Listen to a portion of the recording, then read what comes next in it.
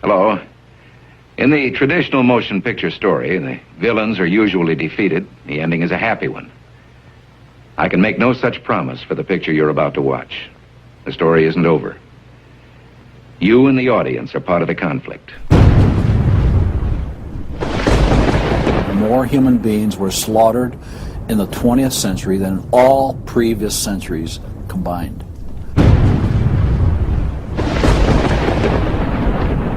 We're talking a congressional record, 135 million dead. Their entire purpose was to detach our culture from any moral anchors whatsoever. You look at the changes in America since 1960, perhaps, the whole culture's been transformed. They're coming out of the belief that the village should raise the child. The village means the government. They have deliberately destroyed the American family, understanding that's the foundational block that builds a society. We've come from Norman Rockwell's America to Hugh Hefner's America. The left wants you to think that the cultural changes that have taken place in America since the 1960s have done nothing but progress us forward toward a brave new world. They look at what holds society together, they understand it, but they don't want that. They want change, and they will subvert and rot every good and decent thing we believe in, because they have a vision for a new society, and that must mean the replacement of the old society. This film will show that the brave new world they seek is nothing more than the failed policies and ideologies of the communism that enslaved over a third of the world's population during the 20th century. It will show that most people on the left aren't communist, just the useful idiots Lenin spoke of, being used to promote a socialist agenda, which is the first and necessary step toward communism. They basically try to say that the state itself is ultimate, that there's nothing, no law higher than the state, and if there's no law higher than the state, there's no appeal against it. History has proven beyond any doubt that the free enterprise that freedom produces provides more for anyone willing to work than any other system. So why would the left still be pushing their socialist agenda on us? I mean, it's really just microwave communism. There's only two possibilities. They're either ignorant or they're evil. From my investigation over the last 2 years into what has caused America's drastic decline, I'm sorry to say the left won't be able to use the ignorant card. They've left too much evidence of their agenda in their books, articles, and speeches. No, America has an enemy that is getting very close to accomplishing its plan of destroying the greatest country in all world history. Once people figure it out, they're going to do what people everywhere do. They're going to start protesting, and they're going to start revolting. And when that happens, that's when the powers that be feel threatened, and they use the power that they have.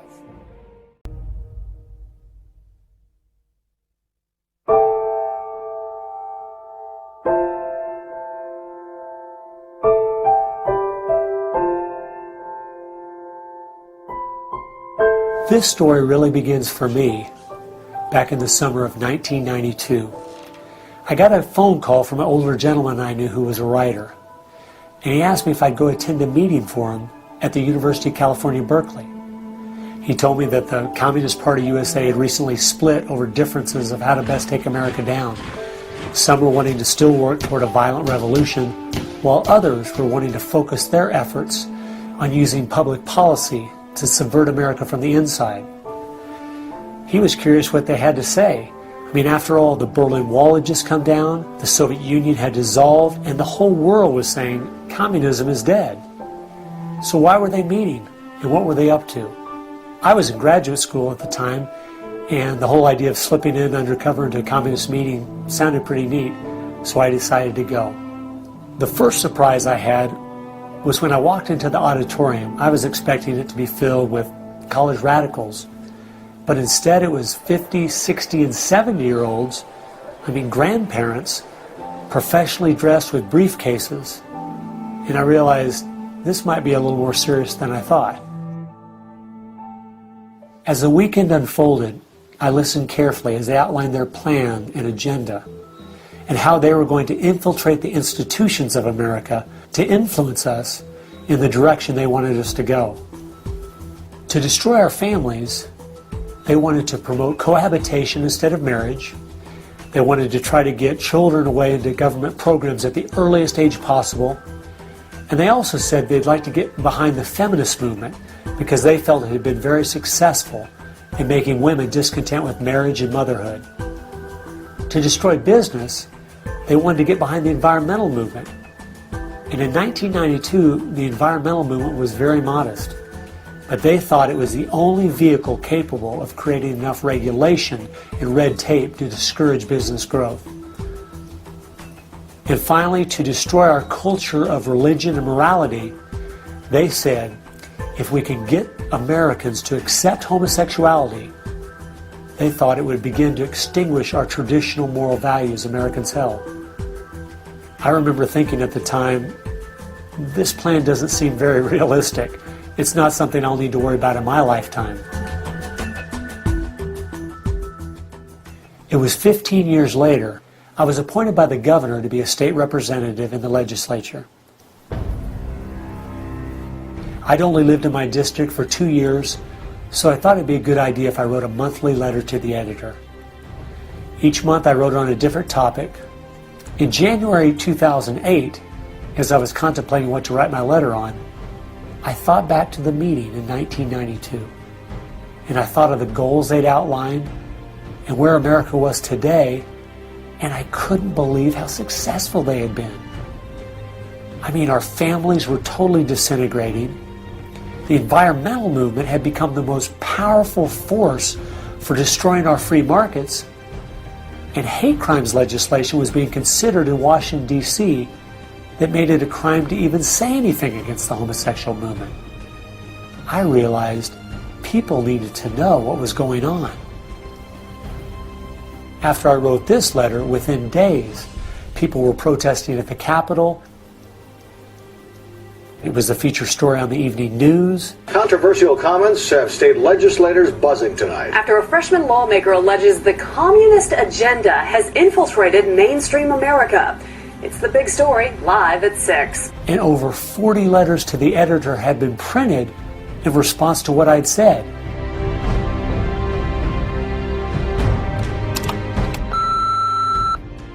Hey, I just wanted to give you support on your newspaper article.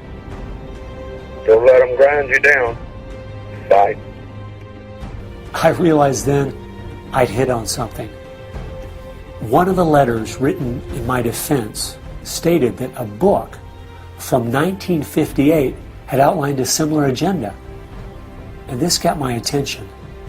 The book was The Naked Communist by Cleon Skousen, who had been a former FBI agent. And inside the book it documented 45 current communist goals from 1958. And as I slowly read through the list, seeing how specific their agenda had been to subvert us on the inside, I couldn't believe it. For at least the last 50 years, they'd been working actively behind the scenes, in the shadows, trying to move our people and our culture in a direction that was designed to destroy us.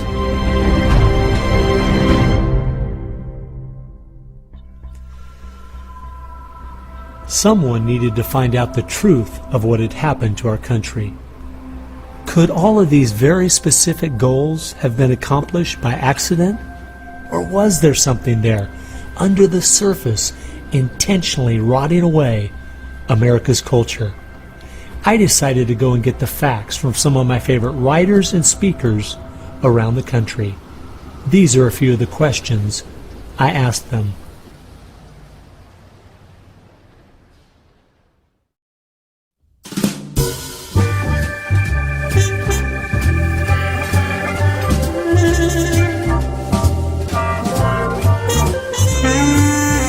common myth is that communism is dead, but there are more Communist Party members in the world today than there ever have been.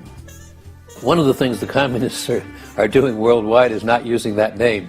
And so what we have is people with some of the same ideas masquerading in the United States under a variety of names. They're even trying to get away from the word liberal to describe them, and they're trying to call themselves progressives.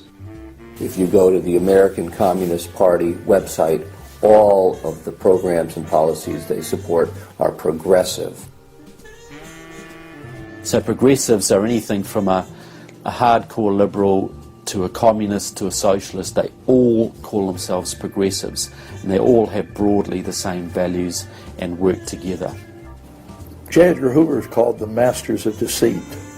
And a good magician waves one hand in the air while he's doing his dirty work with the other hand. And while everybody's saying communism has died, they moved through much of Africa. Communism is resurgent in South Africa. Into South and Central America. Right now, 6 countries in Latin America are now communistic. We have communist China. We have Cuba, North Korea. We have Vietnam. It still dominates behind the scene in Russia. It's still very strong in Eastern Europe. It is strong in the EU. It is strong in virtually every country in the world. Whittaker Chambers said, communism succeeds because most people that promote communist causes are not communist. The useful idiots, that Lenin called them, it gives it an air of legitimacy it would never have if it was identified with communists and communism. I thought we were over communism. I thought, okay, we won that battle. The Berlin Wall came down. Ronald Reagan won the day. We've got to look and see how he fought this, because we're fighting it again on American soil. Not hostilely attacking us like we feared in the Cold War. It is from within.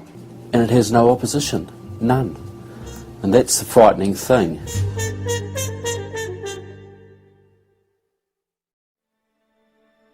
I think it's pretty clear to see communism isn't dead. They now disguise it by calling it different names, but the ideas behind it are alive and well.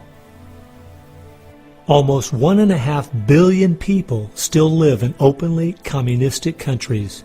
But unfortunately, most of us in America who are under the age of 50 have no idea what communism means to the people who live under it. So my next question was, what's so bad about communism? Communism is so evil. It's a completely tyrannical system. The whole history of communism is one of mass murder. Tens of millions of people brutally murdered by the communists. The mass murder of more people in times of peace in all the wars of history combined. Each of those countries where they have taken control, millions have been murdered. When you're asking for what is the legacy of Marxism, it is the greatest killing machine in all of human history. We're talking congressional record, 135 million dead due to communism. I think the real number is probably, when you add in abortions, over 500 million. The rulers lived rather well, and at the same time you had all kinds of people who were enslaved, put in prison, oppressed, so you had really the opposite of what they claimed was going to be the result of their revolutionary activities. You would think that if the 20th century was the most murderous of centuries, everyone would say, let's find out why. And the truth is, you can't even ask the question. It is verboten to ask the question because the ideas that brought about that mass murder are still being taught in our public schools today. I think one of the reasons this has happened is because there's so much confusion surrounding the word communism. Technically speaking, communism is simply the final phase and goal of socialism. And socialism is best described by 2 words: big government. Government controls almost everything, and they use this power to take things by force from one person and give it to another. The liberals in America sincerely believe that this isn't evil at all. It is what will finally make things fair and just. There's only one problem that pulls some of us away from this wonderful utopian vision: history. From history we see that whether it was Hitler's National Socialism or Stalin's Soviet Socialism, socialism by whatever name and in all its forms is the ultimate evil. Sooner or later, it destroys everything in its path: law, morality, family, prosperity, productivity, education, incentive, and finally life itself. The problem with socialism is that it creates the conditions for a Stalin or a Hitler to come to power.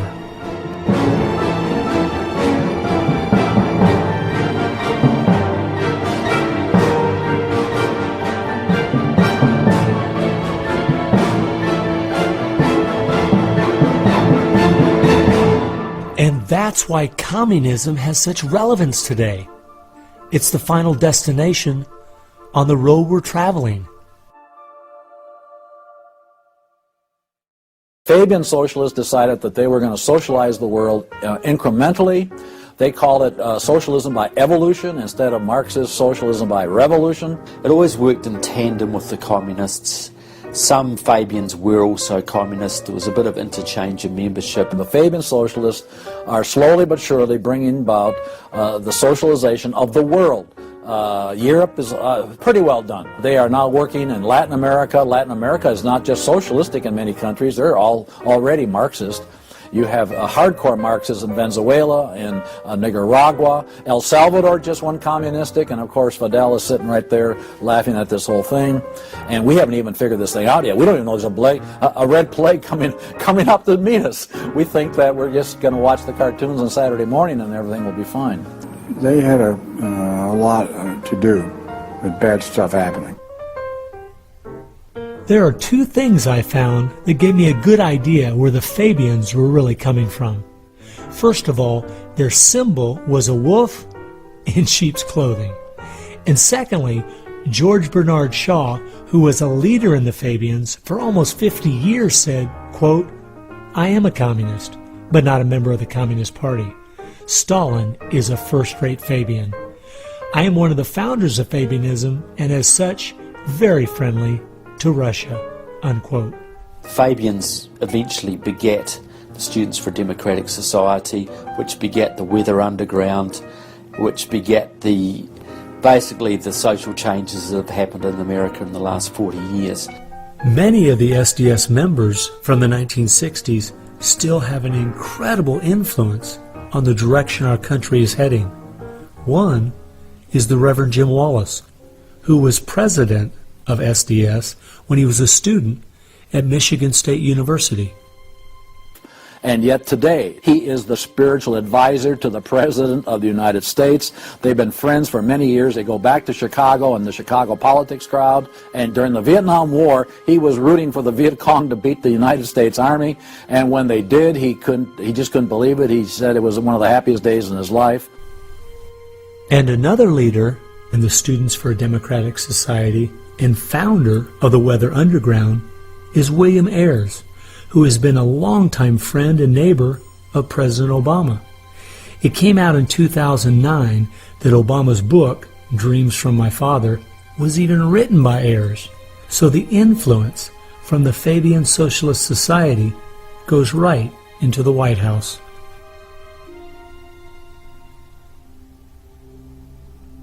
The next group I found that has seriously impacted America's culture is the Frankfurt School. The Frankfurt School was a sort of an outpost in America of European socialism. Willy Munzenberg, with a few other Bolsheviks, founded the Frankfurt School. The two leading members are Herbert Marcuse and Franz Neumann. Franz Neumann was, in fact, a Soviet agent. Their entire purpose was to stand the entire educational system of the West, and the United States in particular, on its head. Bertrand Russell, who worked with the Frankfurt School, said, "By using psychological techniques to teach the children, we will be able to produce, quote, an unshakable conviction that snow is black," unquote. They established a school here. With the help of John Dewey, he helps bring these German intellectuals to America in 1933, drop them down at Princeton, Berkeley, Brandeis, to go after education and media. Included in those goals were the teaching of homosexuality and sexuality to children, the promotion of excessive drinking. Willy Munzberg said, "We are going to make the West so corrupt it stinks." I love spending time with my family, July 4th, baseball, and apple pie, and my mind can't even comprehend that there were groups of intellectuals back in the 1930s plotting and planning how they could make America so corrupt it stinks. There are certain lines and certain limits, and the left has always pushed it as hard as they can, as far as they can, and will protect any pornographer, any deviant, any negative cultural form they can find, basically to degrade the culture. And that goes right along with the feminism of today, which was part of the Frankfurt School's desire to destroy a patriarchal society for a matriarchal society. In other words, remove the father as the loving provider, discipliner, discipler, leader of his home, where you instill virtues and integrity and modesty. That's been broken down on purpose because they knew if they could destroy the family, they could destroy a nation. And instead of having a father who leads and disciples and protects the home and provides for the family, the government steps in as a nanny state. The Frankfurt School developed the concept of cultural Marxism. You penetrate the culture, take it over, and then everything else will follow. And of course they did that, and today we've had a complete cultural revolution. As many people in America are familiar with the phrase "make love, not war," that actually came from Herbert Marcuse, who was with the Frankfurt School. So these guys went after education, they went after media, and they've been very successful in changing the entire worldview of Americans through what they call political correctness, but it's really cultural Marxism, with the goal being to destroy Christianity, then create chaos, and then move to their ultimate goal, which is from cultural Marxism to traditional Marxism, which is socialism. Most of the strategy to remake America from within started with Antonio Gramsci, who wrote over 2,000 pages back in the 1930s outlining how to take a Judeo-Christian culture down from the inside. The plan he suggested has been the main focus of the left ever since. Antonio Gramsci was a neo-Marxist philosopher. Antonio Gramsci was an Italian communist. Antonio Gramsci is probably the biggest troublemaker in the world. He's probably got more responsibility for our social ills than anybody else on the planet. He knew of the importance of undermining the morals in the character of this country. Because America had a strong Christian heritage, you had to attack the culture. You had to change the culture. Even the pornography into areas that most people normally wouldn't accept. He said that we're going to destroy the West by destroying its culture. We're going to infiltrate and we're going to turn their music, their art, and their literature against them. That means that you penetrate the universities, you write the books, the novels, the poetry, the music, the book reviews. And once you control the culture, then you can sort of shape the thought of rising generations. He didn't want a revolution on the streets that would be overturned by the police the next day. He wanted to change society over the long term so that we'd have a revolution without us even realizing it, basically. And the communists have been very effective in promoting their ideology in Hollywood, in the mass media. And I think he was quite right. I think that's exactly what has happened. I think that's the way it's worked. I think it's working that way now. And that's where a lot of these people come from. And that's been the big success story of communism in the last 50 years. It's the professors, it's the educationalists, it's the journalists. They are the shock troops, the Gramscian shock troops of the future. And one of Gramsci's all-star disciples, Saul Alinsky, became one of the most influential radicals of the 1960s. Well, Saul Alinsky was a prominent radical in 1930 Chicago. He worked closely with the Communist Party. He used to go down and train at the rifle range with Leon Dupre, who was later a mentor of Barack Obama. And they used to train to shoot because they knew the revolution was just around the corner. But that didn't come, so he got a bit more subtle. Well, Saul Alinsky called for a community organizer to stir things up, to create agitation. In fact, he said, you'll be accused of being an agitator, and that's exactly what you are. He wanted the haves and have-nots fighting with each other. It wasn't until I was watching an old film from World War II that I realized what the left has been doing in America to pit the poor against the rich, blacks against whites, and the young against the old, is the same tactic Hitler used to disunify Germany. You see, they knew that they were not strong enough to conquer a unified country, so they split Germany into small groups. They used prejudice as a practical weapon to cripple the nation. Remember that when you hear this kind of talk. Somebody's going to get something out of it, and it isn't going to be you. And they use the conflict as justification for more government to stop the chaos. So they create the chaos, and then they step in as a solution to the chaos. And as Francis Schaeffer said, once this chaos comes, most people will willingly give over to an authoritarianism because they don't want the chaos. His book was kind of the field manual, if you will, for these activist organizations. Which President Obama studied and taught at a workshop for 4 years in Chicago as a community organizer for ACORN. As I was reading through Rules for Radicals to see where he was coming from, I just happened to take a look at the dedication in the front of the book. And this is what I saw. Quote, "Lest we forget at least an over-the-shoulder acknowledgement to the very first radical, the first radical known to man who rebelled against the establishment and did it so effectively that he at least won his own kingdom, Lucifer," unquote. Saul Alinsky, from Antonio Gramsci, has had an incredible amount of influence on our president and on our society, and he dedicates his book openly to Lucifer, Satan. I think that says more about where their ideas and plans are based than anything else. You asked what Saul Alinsky's impact is on the leftist movement today, and it basically defines it. It defines it. Saul Alinsky took the best of Gramsci and the best of the Fabian socialist ideas, combined, repackaged, and sold them to the 60s radicals. After studying Alinsky, Richard Cloward and his wife, Frances Fox Piven, came up with what is today known as the Cloward-Piven strategy. Now, their idea was basically that to destroy society or destroy capitalism per se, they needed to overload the system. The idea was to get everybody you possibly could on welfare, to get everybody you possibly could basically milking the system in some way or another. It was called the crisis strategy, and it became very well known by activists and radicals in the 60s. They published an article in the May 1966 issue of Nation magazine called The Weight of the Poor, in which they outlined their strategy. Rathke read that article, and Rathke ended up starting what we now know today as ACORN.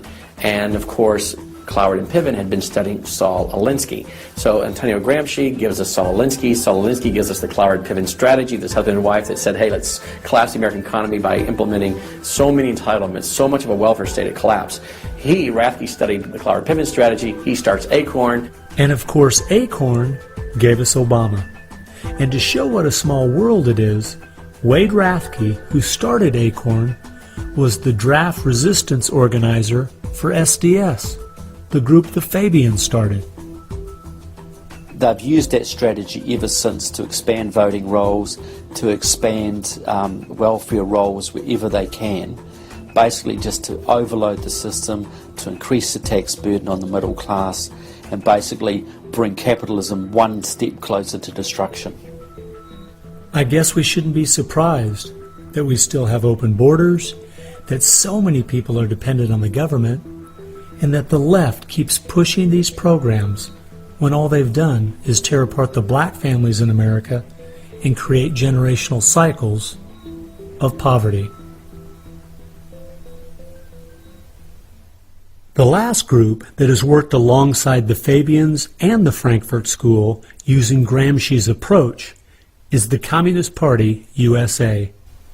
Probably the most important book on this subject is called Towards Soviet America by William Z. Foster. William Z. Foster was the head of the Communist Party himself. He ran for the President of the United States in 1932, but in the book, Towards Soviet America, he literally lays out chapter by chapter by chapter what is entailed to bring about a USSA, not just a USSR. Two of the movements they started in America have played a significant role in tearing apart our families, in breaking down our morality.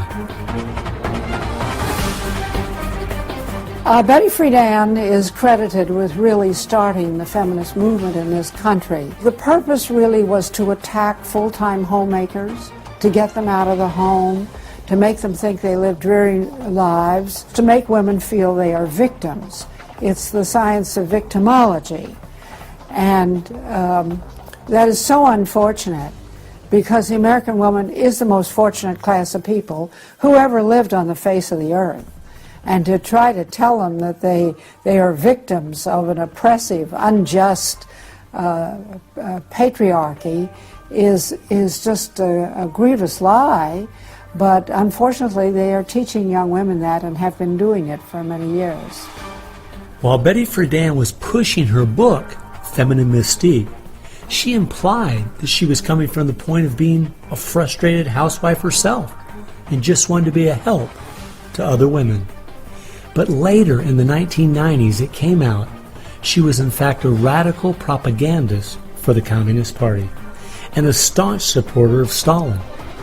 So when she had described the American family as, quote, a comfortable concentration camp, unquote, it wasn't because of her experience at home, it was because she was just doing her part to dismantle our families.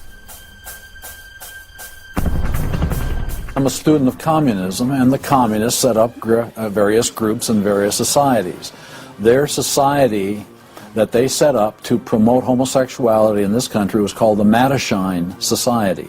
It was founded by Henry Hay, a leading member of the Communist Party. So since I was studying communism and teaching on the issue of communism, you just follow leads, and all of a sudden you realize, what is this Mattachine? I've never heard of this Mattachine Society. Well, it was Henry Hay's organization set up to infiltrate the culture of the United States to make homosexuality normal. It's always been a movement dominated by the left. It's all these so-called isms. You'll find there's a communist or a socialist behind every one of them, and you'll always see their targets. It's basically the traditional family unit. And so the left just has got to destroy the family, because if there's any one thing that will prevent the left from carrying out its agenda, it's healthy and strong nuclear families.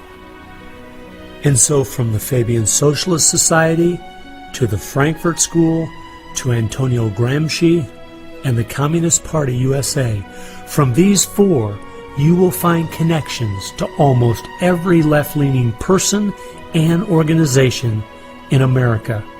Their influence has been incredible.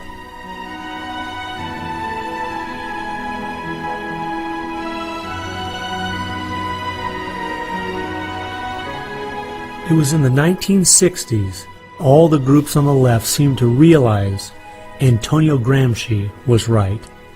In a Judeo-Christian society, you will never be able to persuade people to rise up in a Marxist revolution and start killing each other off.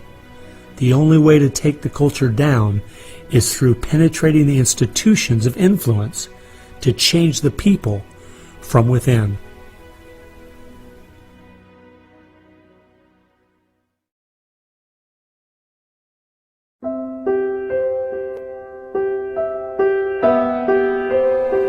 I guess the biggest surprise I had while studying these four groups was seeing that a large part of their agenda was trying to make us an immoral people.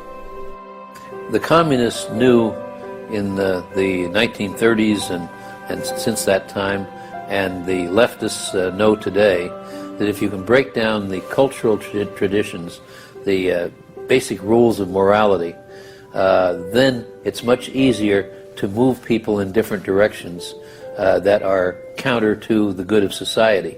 Morality is simply having the character to do what you should do instead of what you have the freedom to do. And that's the only way freedom works. A people cannot be given freedom without morality, or they will self-destruct. And that's what we see happening in America today. The bottom line is freedom and free enterprise are simply fruit on the tree of morality. A booming economy doesn't take care of the major problems we face. 50% of all marriages end in divorce. 40% of all children born out of wedlock. Over 3,000 women a day aborting their babies. 19 million new cases each year of sexually transmitted diseases. Schools that teach the children everything is relative. There is no right or wrong. And the list goes on and on. I recently read in our local paper that over the last 12 months, almost 7% of all high school students in my state tried to commit suicide. Our society is falling apart, whether we want to admit it or not.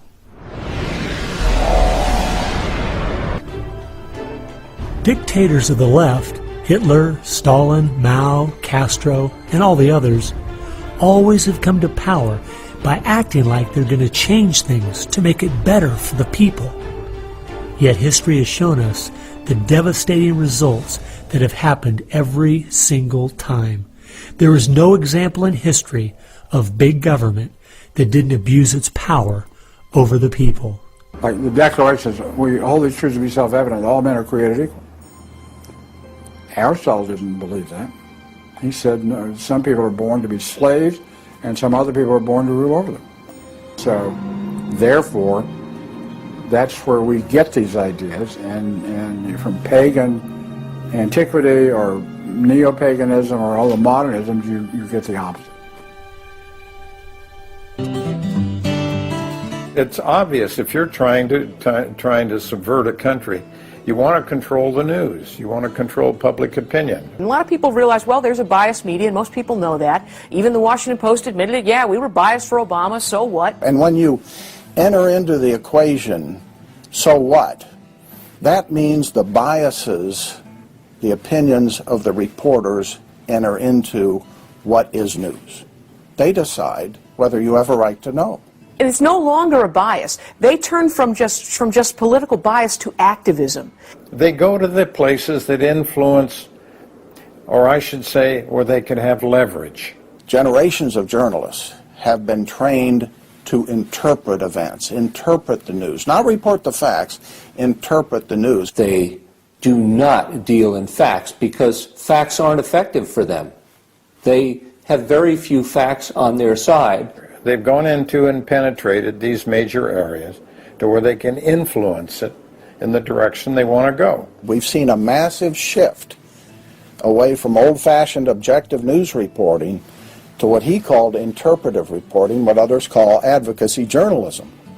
And it's advocacy for a cause. And as a result, we have a news media in the United States that is extremely liberal at the present time. Which was a major, major goal. Control not merely the newsprint but the television media and Hollywood. Stalin said himself, if I could control Hollywood, I could rule the world.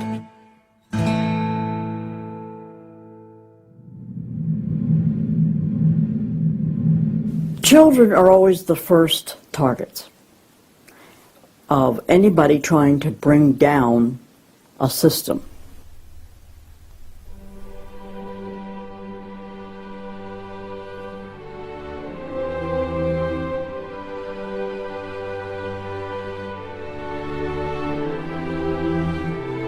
John Dewey is believed to be the most influential man in the whole area of public education.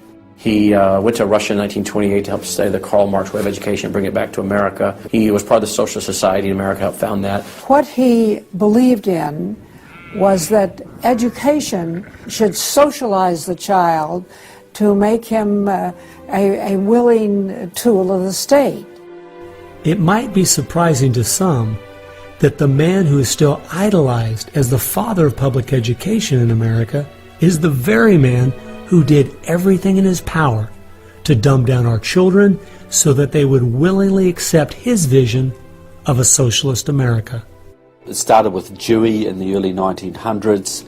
It expanded, really expanded since the 1960s. The hard left gets control of the teachers' unions and the training colleges.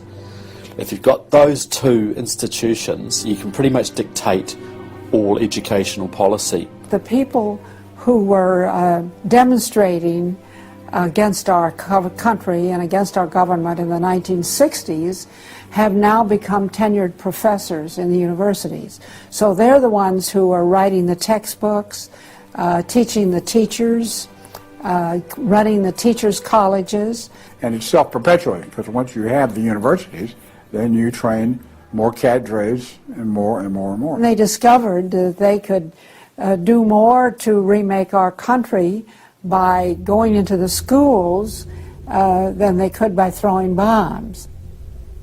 I believe the average patriotic American underestimates the importance and influence education has on their children. That's how the large majority we had in 1980 to elect Ronald Reagan in a landslide has been lost. It's not because the other side has had lots of children. No, they're aborting theirs. But instead they're capturing ours through the propaganda they teach them, 7 hours a day for 13 years, and even longer if they attend college. Government schools are not teaching basic reasoning processes. They're not teaching logic. They're not teaching actual data of history and science and mathematics. And if your education is rather limited, then you're inclined to believe that government can be the solution to your problems. When you look at the desks in the schoolroom, you'll find 4 together, or maybe a table, they sit around a table. Independent desks are very rare in most classrooms because they don't want to promote the self-sufficiency, independence mindset. You go back to William Z. Foster in his book, Towards Soviet America, you will see how he has a whole chapter there on how we have to supplant education in this country and ultimately force every student to attend public school. That's the other thing. I hope the homeschoolers catch on to this. The homeschoolers and the Christian day school movement are going to have some very rough times ahead of them because the public school crowd cannot afford to have any competition. And they're being given plenty of competition by the homeschoolers right now. You see the effects of that in lowered educational standards. There's no more studying of the classics or studying of the civics or, you know, how the US Constitution was formed. It's all progressive education. It's all based on the identity politics, the isms, the current trendy isms, environmentalism, racism. They're training them for the collective, and a collective mindset and a dependency mindset. And it seems that they, again, want to have people be uneducated, so then they do become wards of the state. They're dependent on the government to provide everything for them. It's under 10% of kids believe that there is an absolute right and an absolute wrong. And why are we surprised? We've sent our kids into this government system that indoctrinates them, that teaches them about tolerance and diversity and multiculturalism, and not about reading, writing, and arithmetic, not about what our founding fathers had to say. It's consequences. Few would argue that the education the children are receiving in the public schools is pathetic at best. But with the amount of tax dollars we spend each year, over twice as much as it would cost to send the students to private school, why do we allow this to continue? The group that my investigation led me to, that seems dedicated to making sure the children don't get a good education, was a real shocker. The schools are pretty much controlled by the Teachers Union, the National Education Association. If you look at their platform and goals, you would think they were a socialist or almost communistic organization. They are for the entire feminist agenda, starting with abortion on demand, tax-funded abortions. They're for the whole gay rights agenda. They're for the whole globalism agenda. They are extremely anti-parent. It is an effort to get the children to abandon the values of their parents. National Education Association has no patience, tolerance, or use for traditional teachers. They're looking for people who want to be agents of change. They want to throw out all the lessons of history, and really it's an attempt to then impose their own views and ideas onto people, get them to act as activists. If you control those institutions, then you can control everything else. It's all public schools, all for their jobs, and they have gotten behind all of the radical kinds of curriculum that's being introduced. They're for it 100%. They've had a tremendous effect on public education. It's not positive. We also see immorality being promoted through our schools. The kind of sex ed curriculum that is being used and paid for with our tax dollars would shock most parents. I think one of the main problems we face is parents naively thinking that the schools are the same today as they were when they were young. They don't realize there is a battle going on in this country for the hearts and minds of our children. The game is between 15 and 25 years of age. That's the whole game. If you're over 25, the chances are they're going to put a few pennies towards you to corrupt you. But their game right now is to corrupt the 15 to 25-year-olds or less. And right now they're down in the first grade with Heather has two mommies, Daddy's roommate, gay pride parade, and now by 8th grade they'll pass out condoms in school colors because that's so patriotic. And it's perfectly obvious that you get a hold of the child early, you can change his values away from his parents' values and get him to follow you. And they're very open about saying that. The National Education Association has passed resolutions saying they want children from birth. Isn't that interesting? The Communist Manifesto also thought the state should take control of children at birth.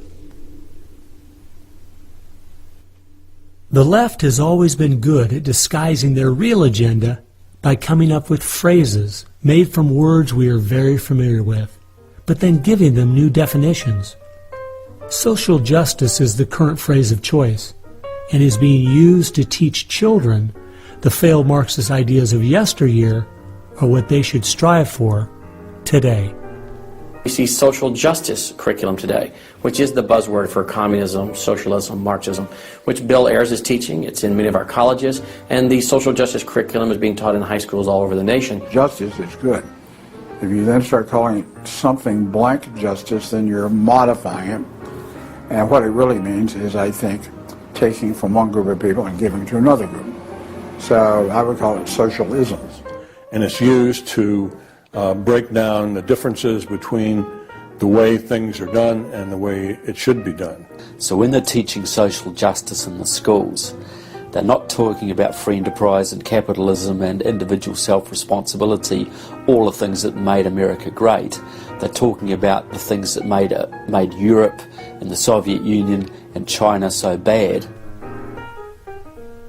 The longer we allow our schools to teach the children that America has so many faults it's not worth saving, instead of the fact that even with its faults, it is the greatest country that has ever existed, the less chance we have of ever turning our people back from the dead-end road we're currently on, a road that promises to give us a perfect world if we'll only give up our sovereignty and our freedom. You're going to find more and more of the following. This is now called a world pledge. We no longer want the Pledge of Allegiance to the flag of the United States of America because that is considered nationalistic. And of course the socialists, the communists, and the Marxists and the extreme left wing in the country want nothing to do with it. I pledge allegiance to the world, to care for earth, sea, and air, to honor every living thing with peace and justice everywhere. This came out, first of all, in Superior, Wisconsin. So Superior, Wisconsin was their guinea pig, and there was very little said against it, and so it would then go to the next and the next and the next, and before long you'll have the whole school system standing up saying, I pledge allegiance to the world instead of I pledge allegiance to the U.S. The public schools right now, if you'll read Towards Soviet America, have nearly accepted every item that William Z. Foster said we needed to place into the public school curriculum. And we're seeing the results. You know, people are not as informed as they once were. They think in different ways, and they think in the way that the left intends them to think. Antonio Gramsci realized that if you can take over the institutions in a culture, you will be able to use those to influence society to create the socialist man you want. I think the most brilliant part of his plan was that he realized you could not only create a man that wanted big government to take care of him cradle to grave, but, and this is the genius of Gramsci, you could create a man that needed big government to take care of him cradle to grave. A man so dumbed down and so minimized in society, he wouldn't have the intellect or character to take care of himself. The reason this is so deadly for America is that once we have a certain percentage of the population in that category, our limited constitutional form of government is no longer possible because too many people won't be able to exist in that framework. We are approaching that tipping point rapidly.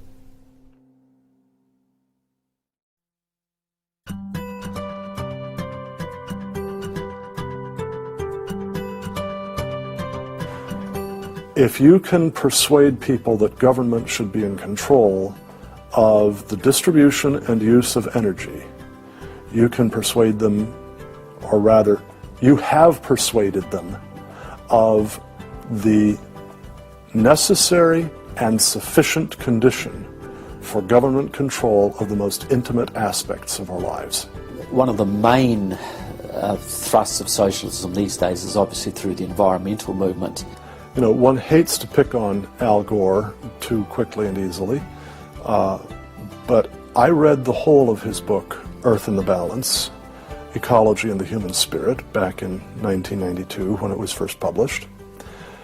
And if you know anything about the history of political philosophy, you read the last chapter in that called A Global Marshall Plan, and you understand that there is no way to implement what Al Gore was calling for in 1992 in that book except by means of totalitarian world government. Patrick Moore, who was a co-founder of Greenpeace, and he was a very dedicated environmentalist, quit Greenpeace when he realized that it had been captured by radical leftists who were intent on using the environmental movement as a vehicle to destroy capitalism. How many factories work when there's a power outage? None. You want to hurt business, you want to drive down industrial production, you just drive up the prices of energy, you just diminish its availability. So I used to think this was just one great big distraction. If they want to put their energies toward the environment, but now I see that this is now being turned around and used as a tool to further a socialist agenda. Charles Rubin, a political scientist who wrote the book The Green Crusade, has told this story extremely well. Environment comes from a French word meaning surroundings. Well, now, what is surroundings? Everything around you, right? And so, as Rubin points out, environmentalism is literally everythingism. And so, if you were a socialist, committed ideologically to the notion of government having control of everything about our lives, and you saw that you were losing the contest in terms of the creation of wealth and its distribution to capitalism, you had to find some other basis on which to promote your vision of government and to pursue its implementation. Environmentalism, or everythingism, was the perfect card.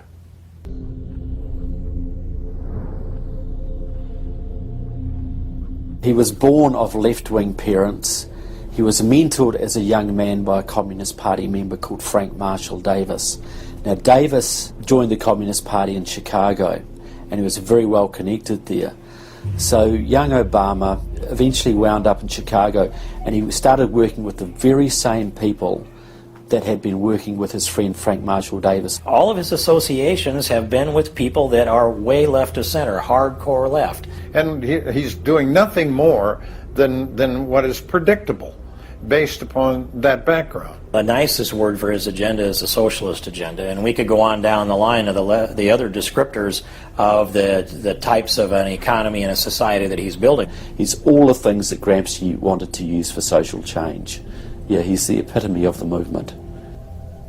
If you think there's no way that so few could be so effective, consider this. When the Communist Party USA split in 1992, the group that formed was the Committees of Correspondence, and it was their meeting I attended that summer at Berkeley. As I started researching that group, I saw that many of the same people who started or have worked with the Committees of Correspondence and its sister organizations were the same people who were involved with President Obama's campaign and administration. I found file after file on Trevor Loudon's website documenting with footnotes and photographs these connections. The radical left has been so successful they have persuaded the American people to put one of their own in the White House.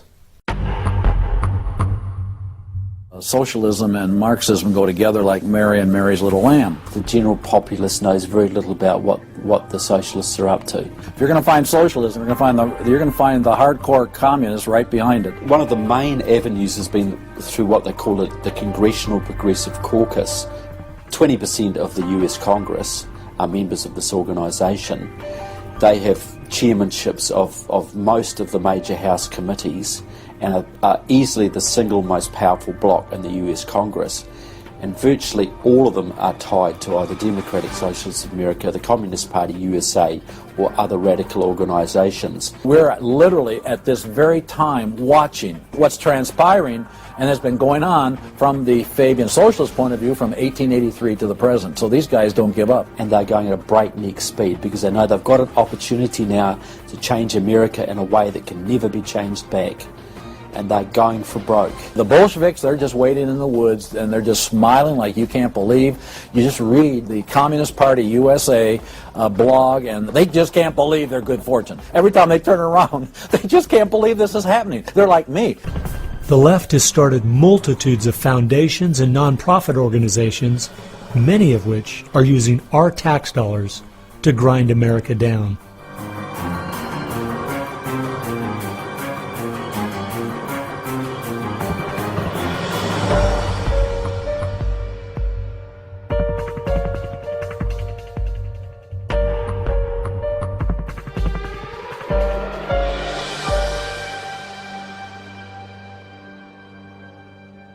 They use all kinds of patriotic words to masquerade an extreme leftist orientation, which, if anything, would enslave the people in the same kinds of things with the same kind of ultimate results as communism had. The communists will let the socialists go so far, and then ultimately the communists really turn on their fellow socialists and they wipe them out too.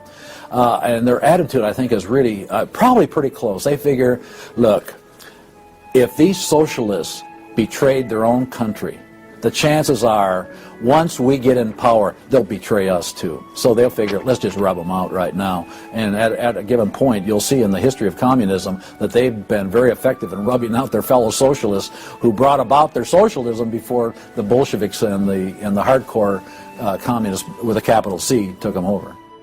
One thing we do really have to recognize is this is a domestic enemy. This is not just people with different ideas. These are not just nice folks who have funny, silly ideas that they will eventually figure out are just not very mature. No, these people are dangerous, dangerous enemies, and they are intent on overthrowing this country and imposing the socialist system that will mean extreme hardship for the vast majority of people in this country. That's true with them constantly seeking to re-engineer society so they reach this level of utopian perfection. Where we, on the other side, we advance the idea that this is about the cause of freedom.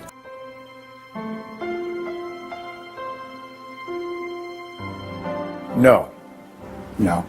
Perhaps treacherously close. It is never over until it's over. When the fat lady sings, isn't that the slogan? And when the fat lady sings, it's over. Now, she might be clearing her throat. We saw the great country of Germany in the 1920s brought to its knees. Hitler came into power and destroyed the country. We see countries like Zimbabwe in Africa, which was once a prosperous breadbasket, now just wrecked. Argentina was destroyed by the socialist Perón in the 50s. It was one of the richest countries in the world. So, no, we're not at the point of no return, but it's getting pretty late in the day. There's no time to be casual, that's for sure. We've spent too many years thinking, because we have Republicans in office, or the stock market is doing well, that everything's okay. This is why the left has gained so much ground. It doesn't matter who's been in office. They've just continued pushing forward with their agenda.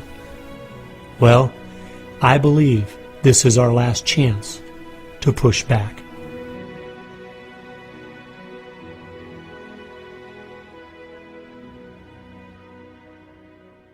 If people are looking for something to do, we have our work cut out for us. Become educated about what's going on in the country. Spend time reading. Understand their philosophy and their goals. They have to master this documentary. They have to go over it a dozen times. It might be having a monthly movie night with family and friends, watching one of the many great documentaries out there about what is going on in our country. One of the things that I think people in the United States who believe in our country, believe in our values, can do, quite frankly, is stand up for those values, to make their views known. And there's times that you got to speak up, and you've got to call things what they are. We need to be willing to be criticized and to not be silent because of the criticism. It was Martin Luther who said, if we're faithful on all battlefronts besides, it's precisely where the battle's the hottest, then we're traitors to the cause. I like the quote by Abraham Lincoln, who said that silence makes cowards out of the best of men. And we got a lot of people that need to be speaking up right now. We have an obligation to speak the truth. Expand within the people you have contact. Bring them up to speed and knowledge on what's going on. We need to organize those around us. By simply mobilizing the unique groups of people we are in contact with and being their source of information, we can have an extraordinary effect. Lenin said that the organized minority will beat the disorganized majority every time. Why should we be buying products from companies that are going to fund organizations that attack our values? They need to be really smart in using the mass media. They might want to blog. Using the power of YouTube and that sort of thing to educate as many people as possible. A good YouTube video can reach millions of people. And if Susan Boyle can do it, why can't we? If you do the right kinds of things on YouTube that are creative and do them frequently, you can drive a message through society, influencing millions at almost no cost. We need to be the people who graciously but consistently make contact. And express to those folks we elected what we want them to do, and what we believe in, what we think is right. And if they don't follow those things, then we need to make efforts to get them out and get other people in that will. Pick the good ones and stick to them. Don't waste your time on people who won't stand up for their country. All the others are making contact. The people who really want to honor America need to make contact. We also need to be influencing our own families. We've got to teach our own children and grandchildren the difference between truth and error, why they believe the things they do, and the true source of America's greatness. If what we're talking about is true, the most important thing we can do is protect our young, because that is where all of this is leading. They need to get that younger generation under their belt. And more parents are going to have to say, they're just going to have to sacrifice and take responsibility for their kids' education, because that's really where it starts. And of course, I think the reason for that is because their parents didn't have a lot of influence over them. I believe the public schools are the greatest cultural influence in this country. You homeschool your kids or get them in a Christian day school. If there is any way at all, homeschool your children. Homeschoolers out-test everybody. That requires time. It requires effort. It requires purpose. Our minds should be the sharpest minds in the world. Never, ever lose sight of the power of one individual American. They can have an unbelievable magnifying effect just by the very fact they make up their mind to do so.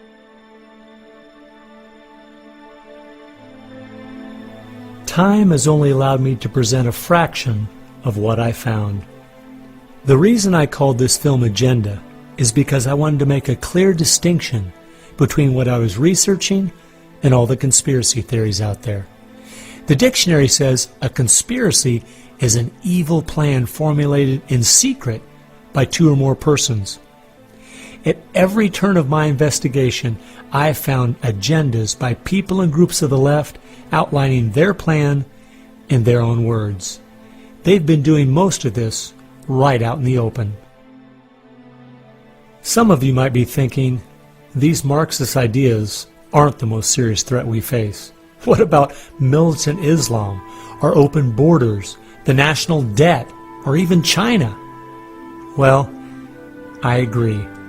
America is facing so many serious threats right now. But the reason I believe this is the most dire is because it's destroying us on the inside. Through the political correctness and dumbing down, it's causing us to lose our ability to call evil evil and stand against it. I fear for our country. If we go along business as usual, not informed, not aware of what's going on, then the very small minority that have a plan and are great at organizing the uninformed and misguided will make sure their plan is carried out. I hope you realize it won't just be your children and grandchildren that pay the horrific price of living in the society they're trying to create. No, it will be far worse than that. Every time a civilization goes down or a country goes down militarily or economically, somebody else fills the gap. Now, if you look around the world now, it's going to be China, which is massively arming. You've got Russia, which is becoming increasingly belligerent. You've got the radical Islamic world, which works hand in glove with the Russians and the Chinese all the time. You've got a virtually red Latin America. You've got a neutral socialist Europe. So America hasn't got a lot of friends left in the world. Now, that's just not going to affect America. That's going to affect every single remaining country in the free world. Who's going to stand up to China if America doesn't? Who's going to stand up to the Russians? Is Europe going to do it? Australia, New Zealand, Canada? Not a chance. If America, and this is the point I think Americans need to comprehend, if America goes down economically, it will go down militarily. If America goes down militarily, we all go down. The free world is finished, and it will be finished for a very, very long time.